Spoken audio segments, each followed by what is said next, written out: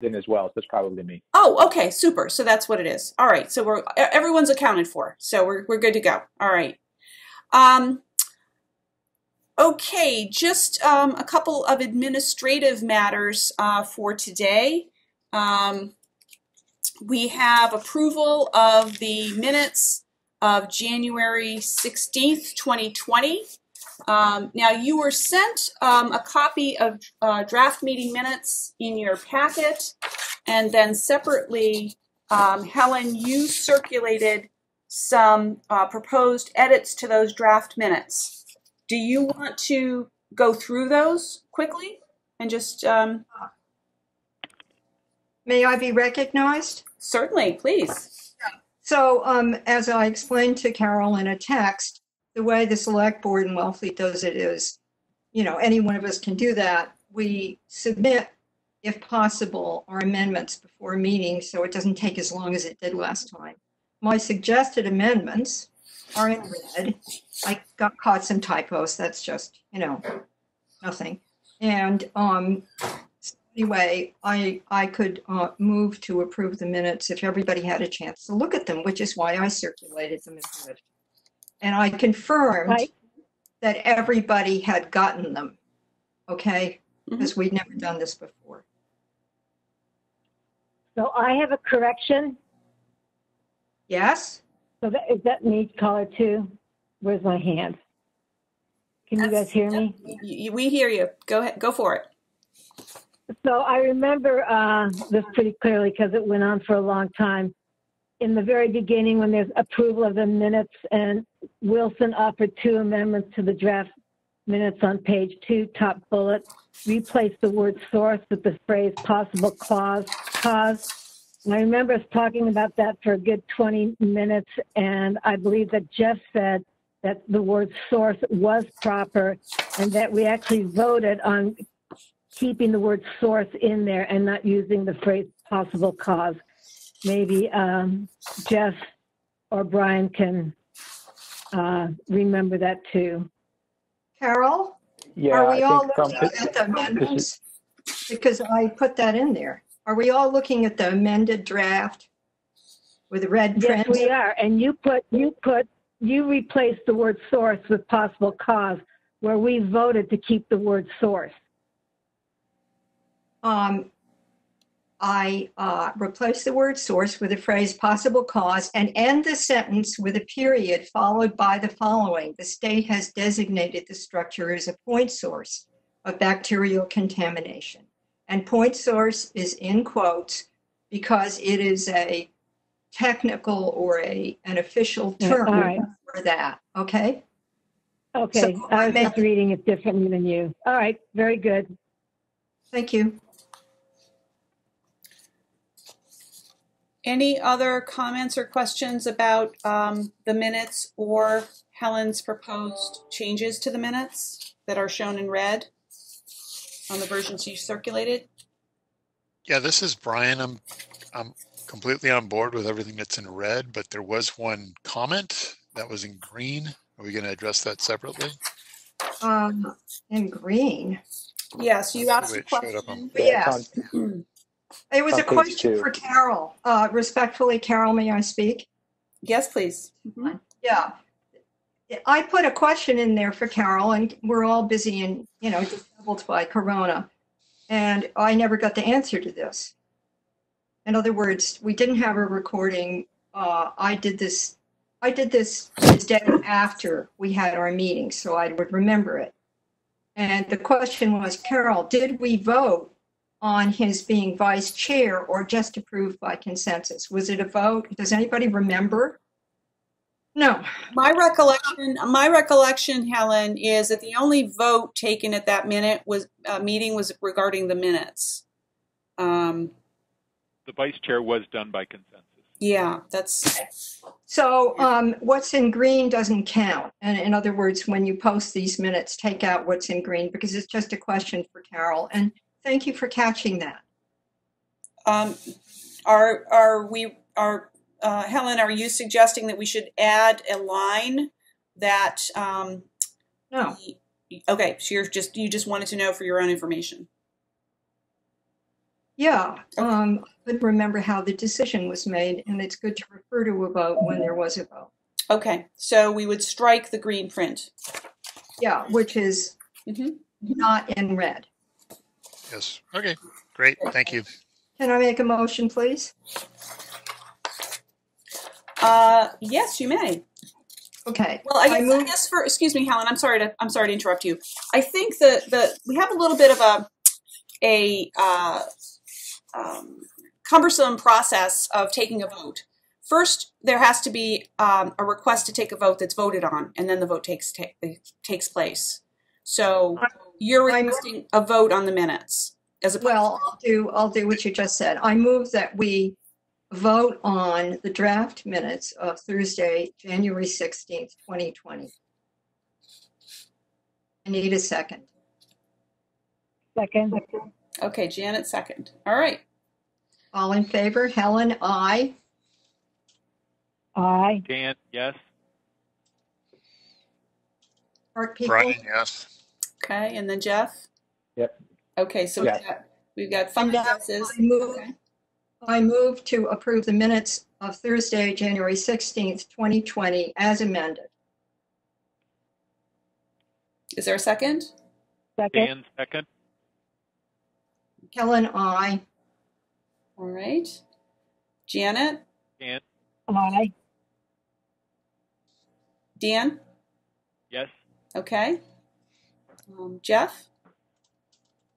Yes. And Brian? Yes. Okay.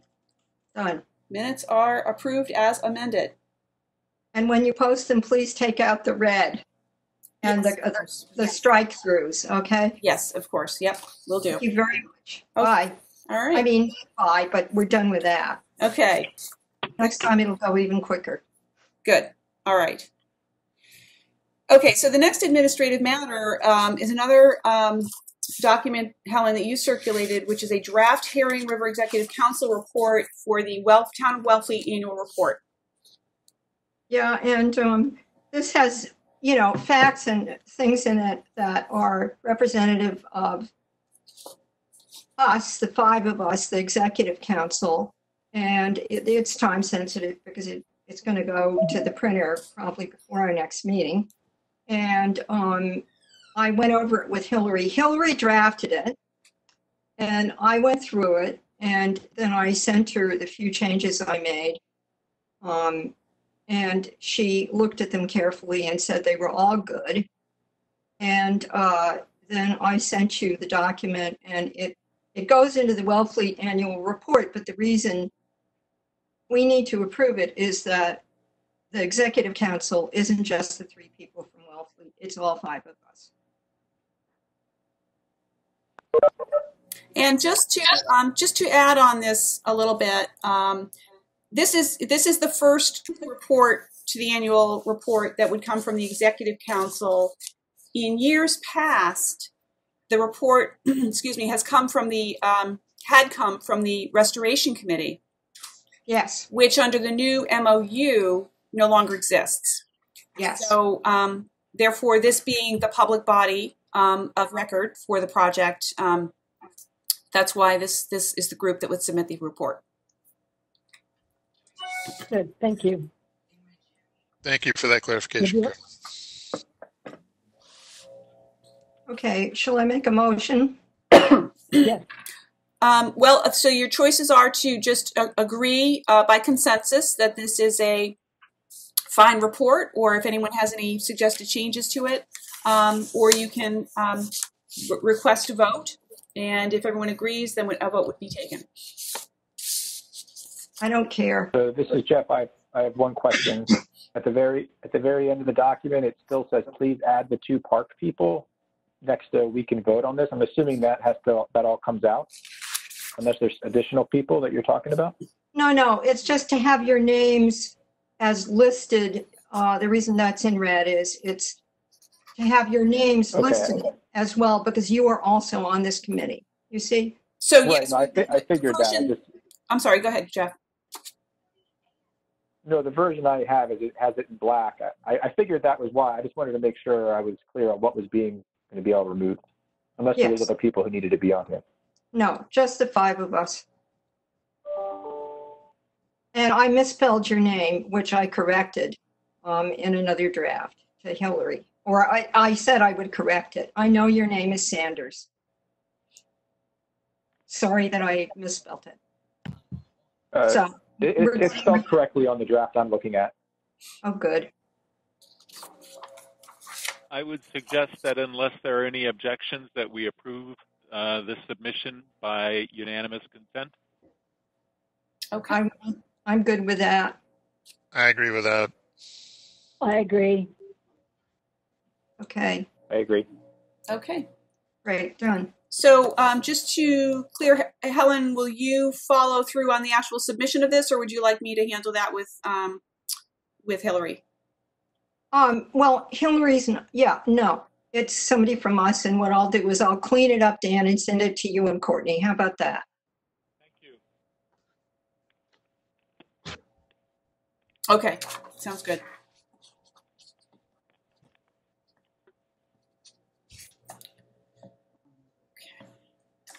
All right.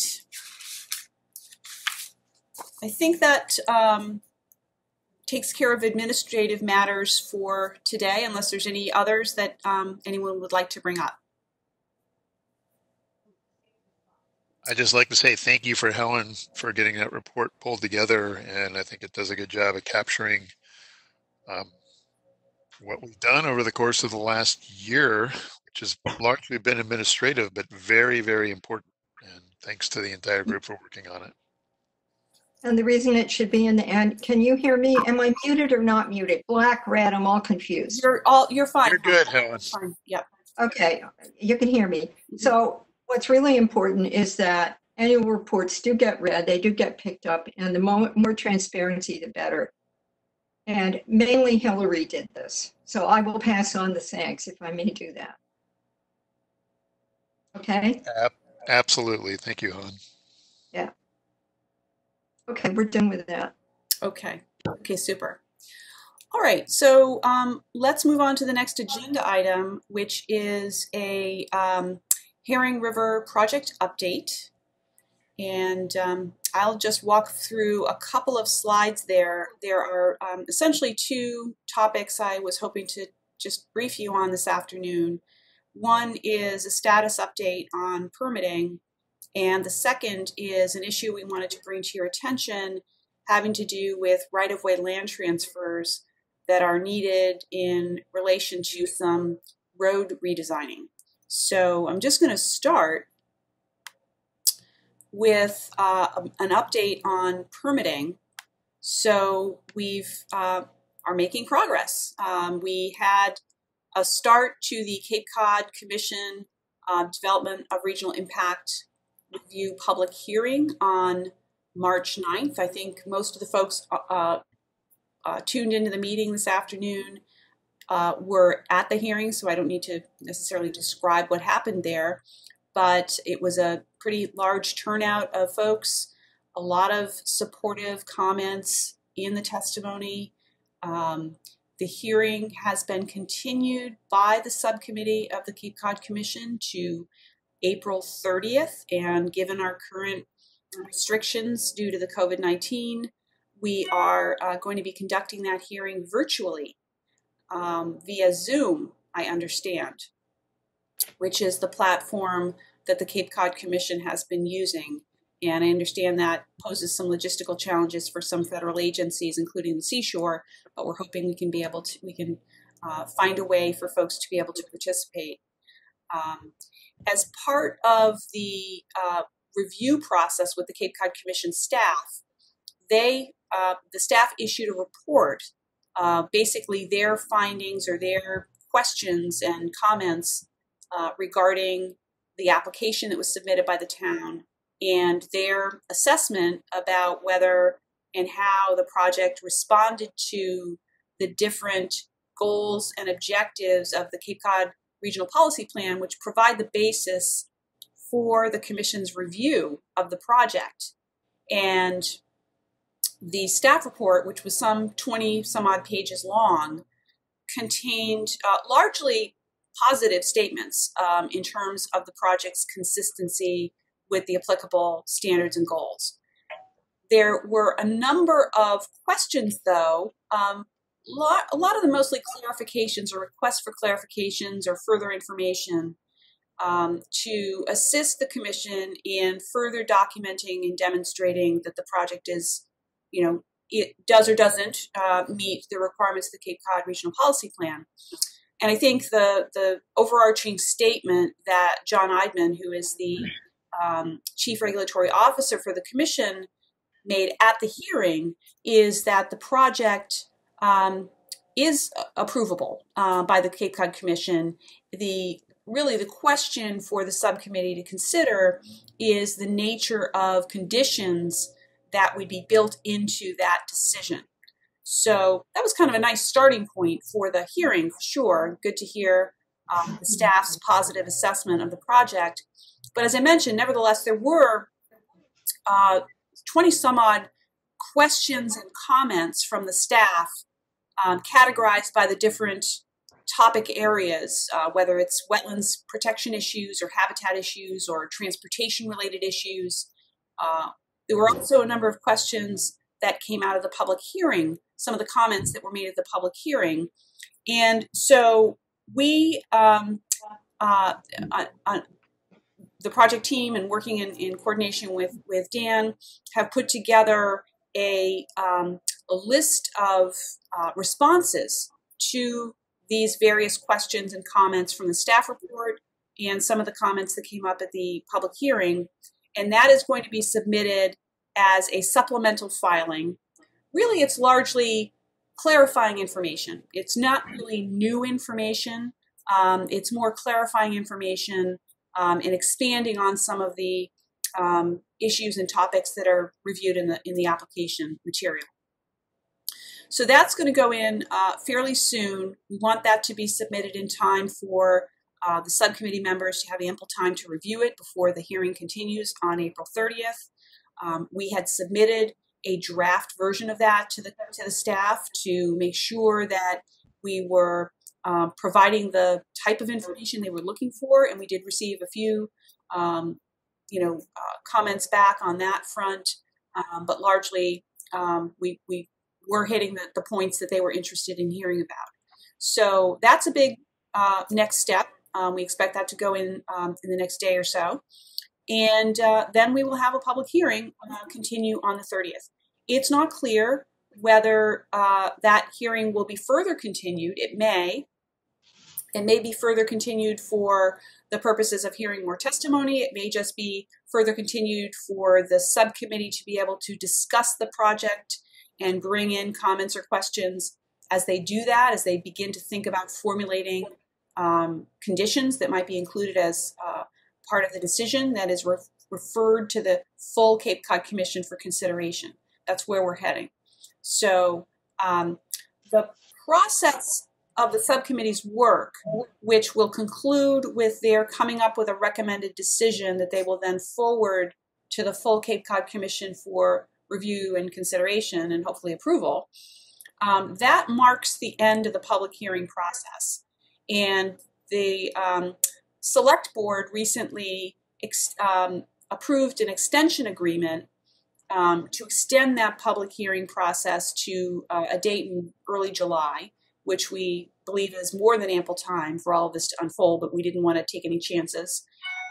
So that has been approved, and the Commission is going to sign that as well. So within that window, and well within that window, I believe, we expect this public hearing process to conclude and for a recommendation to be forwarded to the Cape Cod Commission for their full consideration of that body. So that's the process that that we have with the Commission at this point. And I'll just stop there in case there are any comments or questions about that. Carol, I have two questions. Yes, Helen, sure. What time is that April 30th meeting?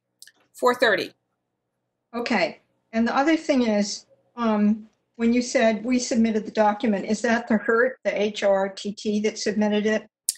Well, the filing is from the town. So I know. As we are authorized by the Friends of Herring River and its consultants are authorized by the Board of Selectmen, the Select Board, to compile information on its behalf Yes. as part of this process. So we've done that.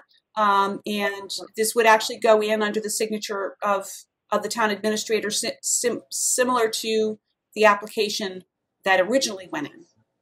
And that's all good. I just always like to know who we is. In other words, Good. the digestive component here for this submission was the Friends with help from Dan. Is that correct? Yes. Good. Yes. Second thing is, when can we all see it, just so that we understand what's happening during the hearing? I'm sure it's good. When can we see it? I would be happy to circulate it to you tomorrow. How's that? Great. Wonderful.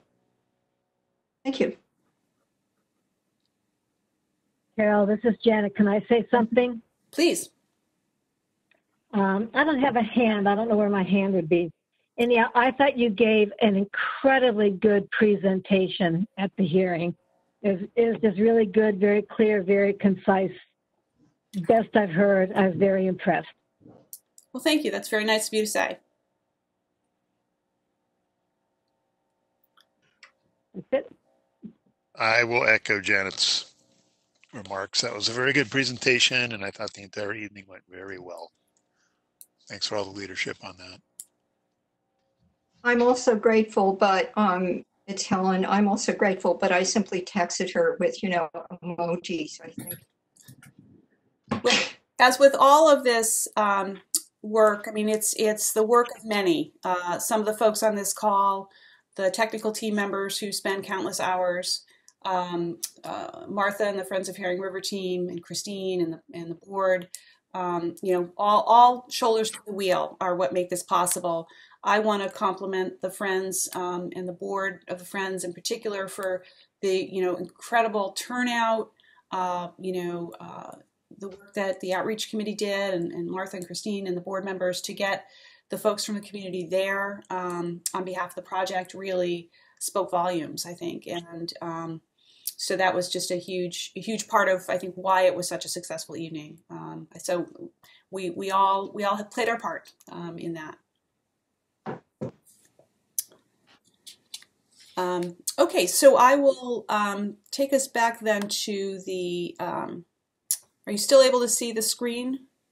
The PowerPoint presentation? Appears to have gone away, Carol. Okay, all right, sorry about that. Let me see if I can get that back. How about that? Is that better? Okay. Yes. All right. So just continuing on, just to give you a preview for the next meeting we expect to have in July with the Executive Council is we're working diligently to prepare the next round of permit applications, which will be with Mass DEP, with the Army Corps of Engineers, and Coastal Zone Management. And so we will have more to tell you about that at the next meeting in July. But we are not, sort of just sort of in a holding pattern during the Cape Cod Commission review process. We're actively moving things forward on the permitting front. And, just to, there are lots of reasons why that's important, but we've become recently aware that with the discussions at the federal level having to do with, potential for funding opportunities, infrastructure funding opportunities that may be related to, resiliency funding that's coming out of the whole crisis we're dealing with as a nation to deal with the COVID-19 impacts to the economy and so forth, and Congress's considerations of different ways to support the economy and support folks who are having a hard time right now through economic activity. One of the ways that's being looked at is to do that through infrastructure spending. And so many agencies are preparing for that potential. And they're preparing for that potential by identifying different projects that could be good candidates for any funding for infrastructure that may become available. So this is by no means something we should, just count on. But by the same token, we certainly want to make sure that the project is in the best possible position for consideration should any such funding become available. So that is something that we're working on with our project partners.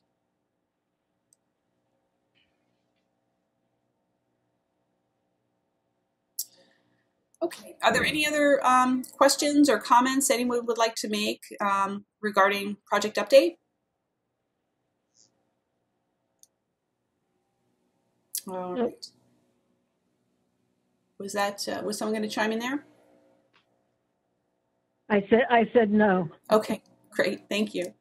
Okay, then let's move on to the next update topic, which is want to introduce this topic to you. Actually, Deanne had suggested this would be a good forum to raise this topic when some members of the technical team brought this to his attention, and absolutely correct. This is a good opportunity because all of the parties are here that need to be involved in this discussion. So the issue is right-of-way land transfers that are going to be necessary for some of the low road elevation work that is proposed as mitigation for the project. So essentially, by elevating some portions of roadway, there's a need to change the slope of the roadway, embankments, if you will. And that is sort of spreading things out a bit so that there's more of an encroachment on one side of the road in several cases that encroaches down to seashore property. So whereas the road, currently as it is today, extends, to a certain point, by elevating it and having to have a slope of 3-to-1 embankments on either side of the road, well, on one side of the road, those embankments will encroach into seashore land. And it's about 2 non-contiguous miles of roadway that's being elevated, and it accounts for about 2 acres of encroachment altogether. It's not one big, area of 2 acres, but when you add in all the little strips together, it amounts to about 2 acres. So it's not an inconsequential amount of area. That's really only for the low roads that, the Poldyke Road and Bound Island Road and Old County Road. There may be some additional encroachment that would be calculated from the elevation of High Toss Road, but that is still under consideration, so we don't have an actual total there. So that's just to give you a ballpark of the amount of encroachment area that we are talking about here. And not to alarm anyone with the change in the elevation or the slope, but we just wanted to point out that part of the reason that the roads have been designed the way they are and why there is this encroachment into the seashore property is that we've also wanted to be very sensitive to a couple of other important issues. One is, minimizing encroachment on private land on the other side of the road and maintaining a slope that is safe for wildlife passage. So we didn't want to, we could conceivably make a steeper slope on either side of the roads and help try to minimize the encroachment a little bit. But in so doing, we may have other impacts on wildlife passage, for example, that may be, important for us to consider. So that's why the designs are the way they are, and why the encroachment is to the extent that it is. So essentially, in many cases, if this was a private property, for example, we would go to the property owner and we would say, we'd like to request a right-of-way for our ability to use this land or have access to this land in this way, either temporarily during construction or permanently going forward. And so with the Park Service as the property owner in question, they are not able to grant that type of permission. It's just not within their purview. And I'm gonna stop right there, and then I'm sure Brian and Jeff can answer any details about that. So there is a process that's been identified, sort of in lieu of what would ordinarily be a right-of-way sort of access, or easement, if you will. So rather than an easement, there's a process of calculating how much land is in question and coming up with a way to transfer a comparable amount of land to the seashore. So effectively, the town in this instance, as the owner of the roads, would be not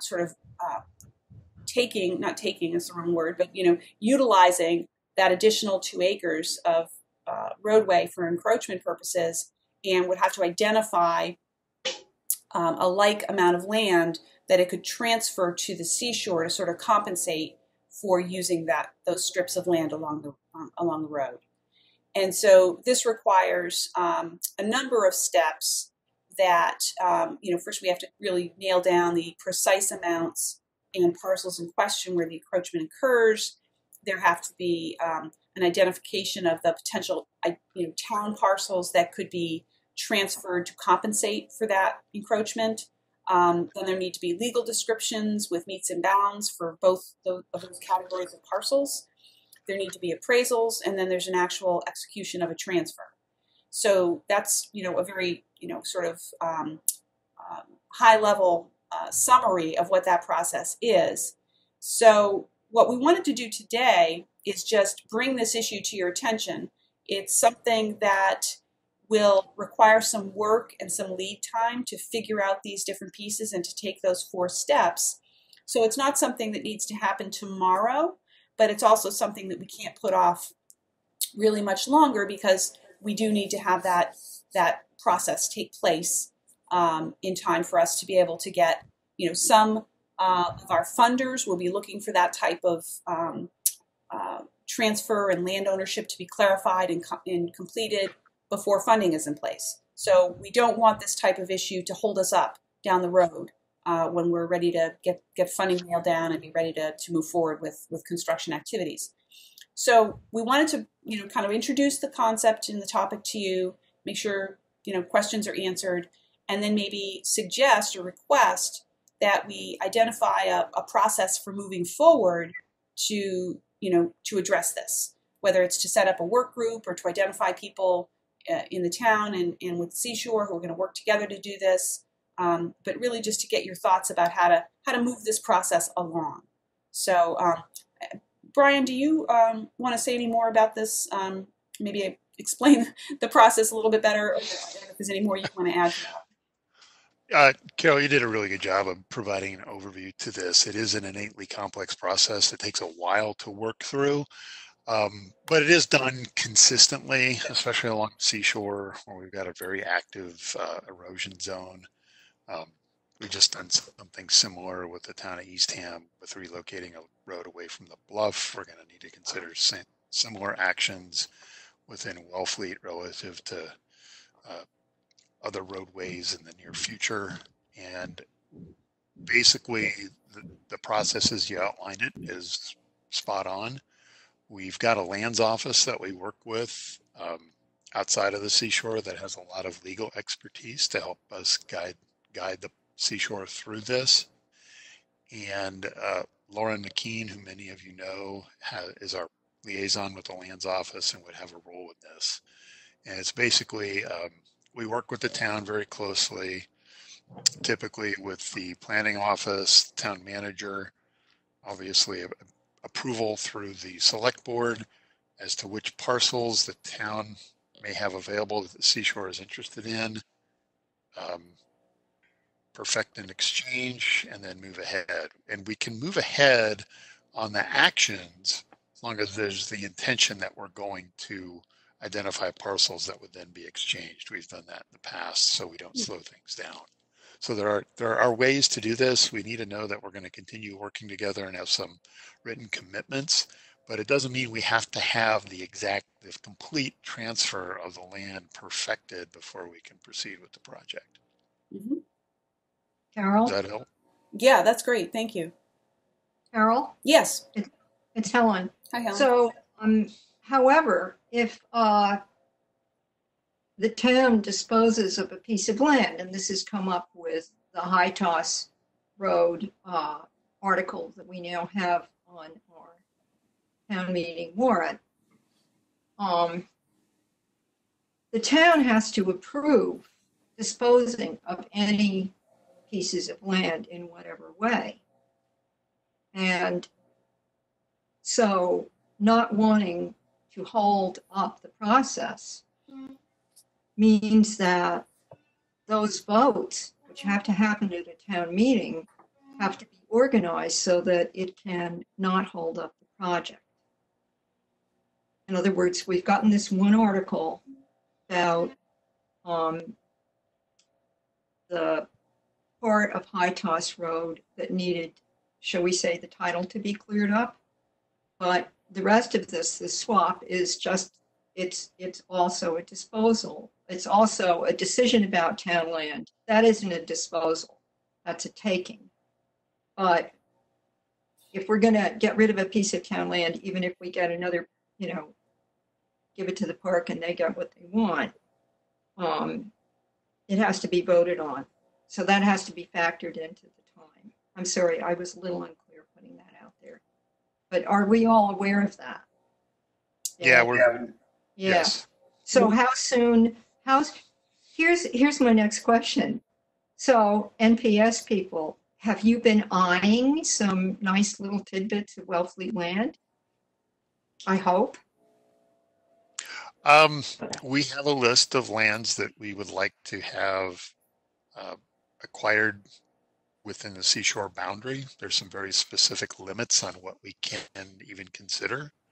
But yeah, we're continually looking at and evaluating, and Lauren's very familiar with that entire list.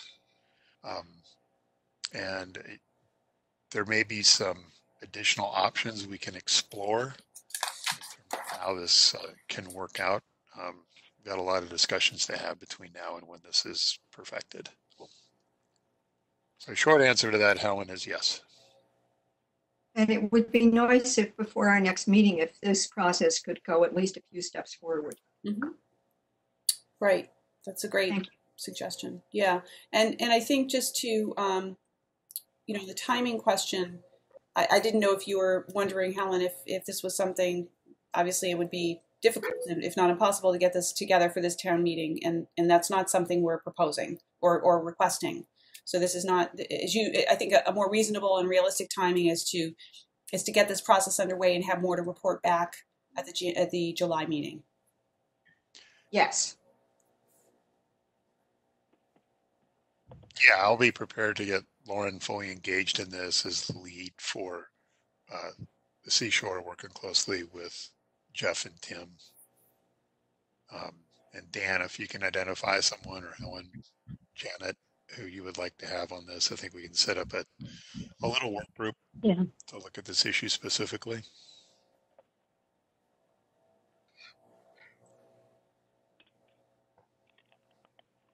Is that a question? Well, we will identify somebody for you that we work on this. Okay. Yeah, just let us know who you'd like to have as the point, and then we'll start working. It'll be with Lauren primarily. Yeah, and I would just request, and this might happen naturally anyway, but Steve Spear and other members of the technical team are have a wealth of information about this as well, and Tim and others. So if we could keep the technical team tied into this process at the appropriate level, that would help too, just so we can make sure everyone's aware of what's going on at what point.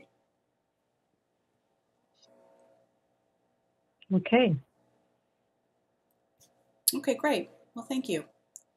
All right. Anything more that anyone from the technical team wants to say about this, or other comments or questions?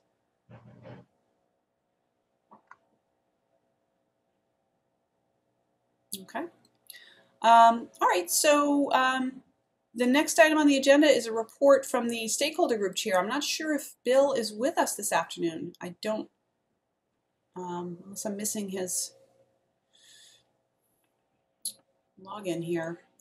Is Bill Wenga on the meeting? Not, okay. Well, I'll maybe in just brief, and I think some of you may know this anyway, because I know that you've been participating in some of the stakeholder group meetings, but the stakeholder group has met a couple of times recently. In fact, held a virtual meeting just a couple of weeks ago. So continuing to do a couple of things. One, I think, learn more about the project and different facets of it. There have been a number of different presentations on various topics given to the stakeholder group in recent meetings. One of the more recent meetings we had was with Shellfish Interests, talking specifically about the project's relationship to habitat conditions and degraded conditions currently, and a number of folks from the shellfish community were there and spoke to some of their issues and comments and concerns. So that was very productive, and that conversation is going to continue through this Shellfish Advisory Board, and I know there's a meeting coming up in the works on that. And also Tim and the team Tim Smith and the team that's been working on the development of the adaptive management framework, and specifically the social factors data collection effort that's needed to inform the adaptive management structured decision-making tool that will be used to help guide and select appropriate tide gate management policies. That whole process has sort of been introduced and discussed with the stakeholder group, and trying to get a sense of their interest in participating on some level in the collection of that data on social factors. So some very interesting work, and I think those who were on the virtual meeting that took place a couple of weeks ago was a great discussion, a lot of participation, a lot of folks were, I think because it was virtual, more people could participate and felt very comfortable speaking, so it was a good exchange. So the work continues. I think that's the bottom line there. Any further comments or questions about the stakeholder group?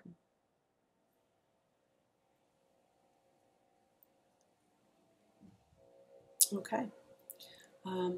Then the next item is just any announcements that members would like to make. None from me. This is Janet. Okay.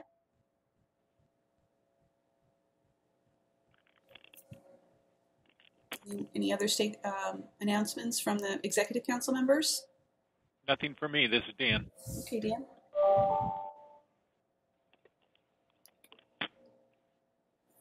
Okay. All right.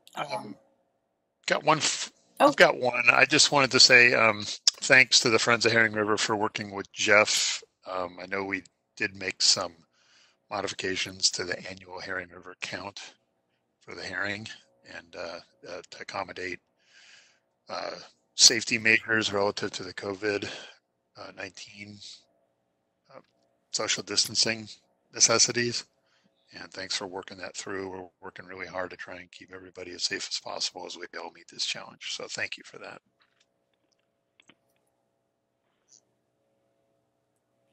Okay, great.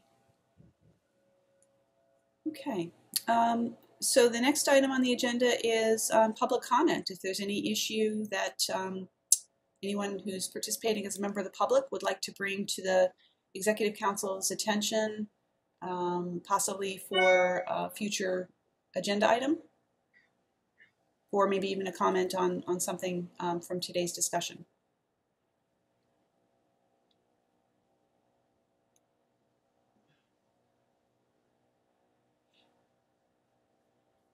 So just chime in if there's anyone.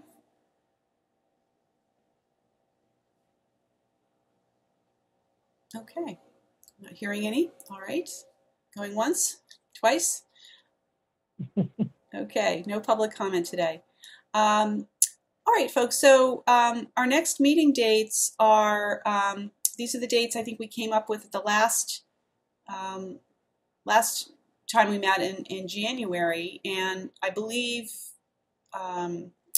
Helen, you had arranged for the meetings to be held at the Council on Aging and recorded, but of course we're sort of on hold with that right now, although mid-July, we don't know. So we'll have to sort of take it one day at a time.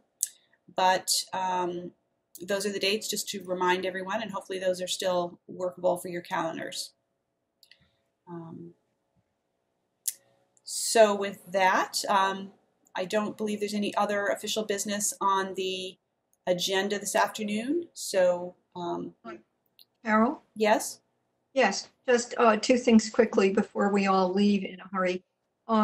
Would you be so kind, once you do the minutes, to send them out to all of us so that we don't forget them? And the second thing is, can you please send the audio too, so that if we want to have it, the audio is very valuable. This wasn't such a heavy meeting, but you know, it's very valuable, whether we can see each other or not. Mm-hmm. And I believe Dan, through you, Carol, to Dan, we had an exchange about this today. Should Carol send them to Courtney? What did you tell me to do?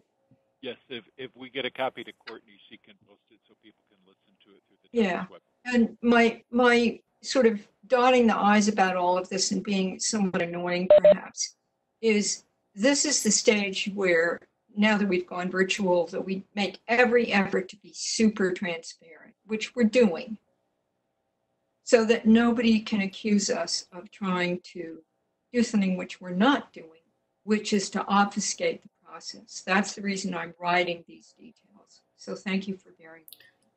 So Helen, just to clarify, so what is it that you would like? So the minutes will go in the link to the audio. And I honestly, this is the first meeting I've recorded, so I'm not sure what form it's going to be. So, you know, I think it is just the audio. So I can send that to all members of the Executive Council. But what is it you would like me to send to Courtney? I'm sorry, I didn't hear that. Dan? If you have a link to the audio that you can send to Courtney Butler at Town Hall, then she can put it on the town's website working with Mia, so that anybody who wasn't able to attend today could listen to the meeting. Great, will do. And Carol, Mhm. that's what we do with our meetings anyway, right? So that's, you know, it's just a normal process, and we don't want to, in my opinion, we don't want to exclude ourselves from that. Right. Thank you. Good. All right, will do. Yeah, and Thank- thanks for the efforts to have all the transparency with us. I think that's very important to have that as part of the record. As many layers to this we can have to share, the better. Yeah, and another thing for me, and it's also a way in which we can remember what the hell it was we did at the last meeting, because we only have so few. It's like, Right. what happened? Thank you. All right. Thanks, everyone. I hope you have a good rest of the afternoon. Thank you. Thank you, Carol. Bye-bye. Thank you, Carol. Bye, everybody. Goodbye, everybody. I know. Okay, Be safe out there. how do I get rid of you all? I just click the red button. Leave meeting. Okay, good.